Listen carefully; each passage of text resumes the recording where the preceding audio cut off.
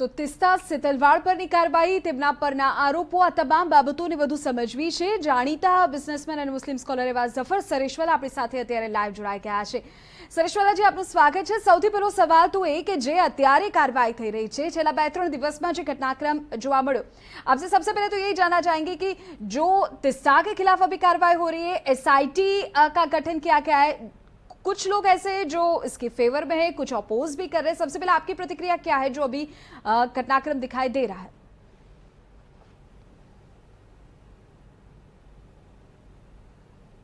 देखिए, अभी जो हो रहा है, जो जिसमें उनकी गिरफ्तारी हुई, जो सारा जो कुछ भी हुआ है, तो उसमें तो आपने देखा होगा कि जो सुप्रीम कोर्ट का जो फैसला आया, तो सुप्रीम कोर्ट ने बहुत ही स्केदिंग रिमार्क्स पास किए इन लोगों के खिलाफ और सवाल खड़े किए सुप्रीम कोर्ट ने।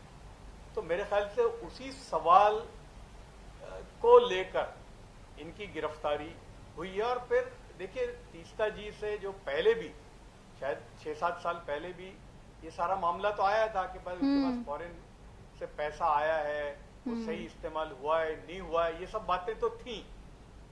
और फिर उसमें ये आ गया एडिशनल, और उसमें खास तौर से जो सुप्रीम कोर्ट ने जो 2-3 बातें कही, उसमें एक बात ये थी कि इन्होंने इस्तेमाल किया ज़किया जाफरी जो थी विडो की इमोशन को, हाँ। इमोशन को इस्तेमाल कर करके इन्होंने जो चीजें की हैं, ये बहुत ही खतरनाक और बहुत ही वो जो सवाल खड़े किए सुप्रीम कोर्ट ने, उसका जवाब होना बहुत जरूरी है। शायद ये उसी वजह से ये हो रही है कार्रवाई। ठीक है, ऐसा तो नहीं है कि अभी कुछ सवाल खड़े किए गए हो, पहले भी सवाल तिस्ता पर और उसके एनजीओ पर खड़े किए गए हैं।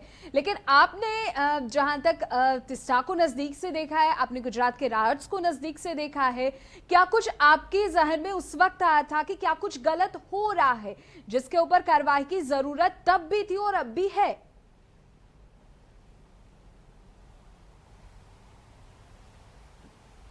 देखिए, कार्रवाई इन पर होनी चाहिए ये नहीं होनी चाहिए, उस पर तो हमने कोई टिप्पणी कभी भी नहीं की। लेकिन उनके काम करने के अंदाज पे हमको सवाल तब भी थे, यानी कोई नई बात नहीं है। मैं तो वो बात आप अभी जो कह रहा हूं, ये वो बातें हैं जो मैं 2003 में भी कहता था।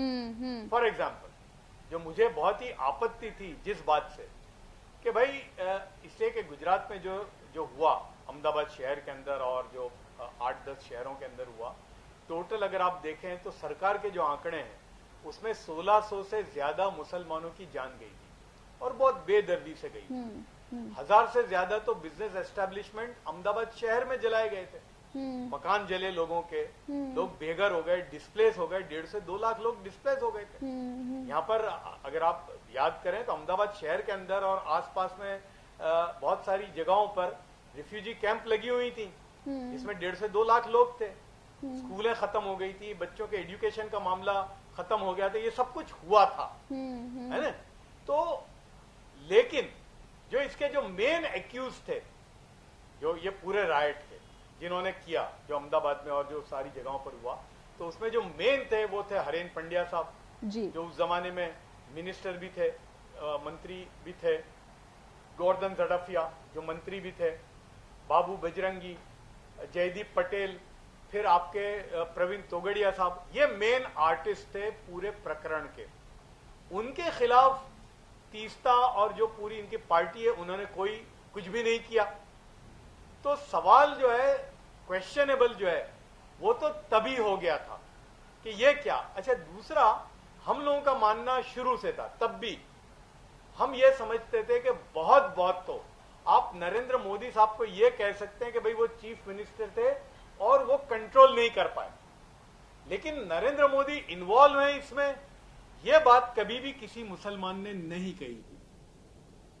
तो और जब इन्होंने ये जो मेन एक्यूज थे, इनको छोड़कर मोदी साहब की तरफ अपनी सारी एनर्जी जो लगाई, तो क्वेश्चनेबल तो वो तभी हो गया था।